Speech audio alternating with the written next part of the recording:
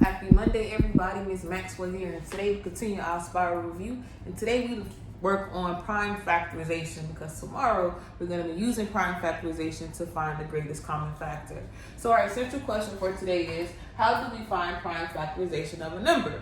So I have 4 vocabulary words that we need to know in order for us to successfully master this particular topic. So the first thing, prime factorization is simply a composite number that can be written as a product of its factors. Okay? Next, we have a prime number. So what is a prime number? So a prime number is a number that only has 2 factors, 1 and itself. That's it, 1 and itself. Next, we have a composite number. So a composite number is numbers that have more than 2 factors.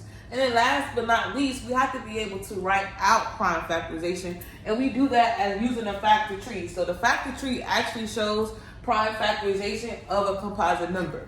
So I'm going to go ahead and erase these. I'll put these actually on the slideshow once I go ahead and put that up for you. But in the meantime, I'm going to erase this because I'm going to use this board today. Normally I have a board in the back, but I'm not using that today. So today we're going to just erase all of this, and then we're going to create a prime factorization of our number. And that number for today is going to be 48. And we draw this out using what we call a factor tree. But at the top is going to be your number. So 48. Next, we want to start with the least factor of 48. You don't ever want to start with 1. So we always want to start with the next number that's the least as a factor of 48. And that number is going to be 2.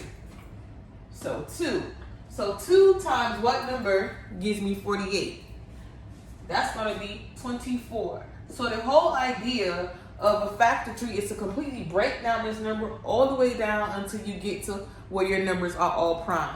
All right, so we still have a number here that's composite, so we need to be able to break down 24. So how can we break down 24? That's right, we can break down 24. So 24, remember we want to always have the least number first. So 24 can be broken down into 2 and 12. 12 is still composite, so we still have to keep going.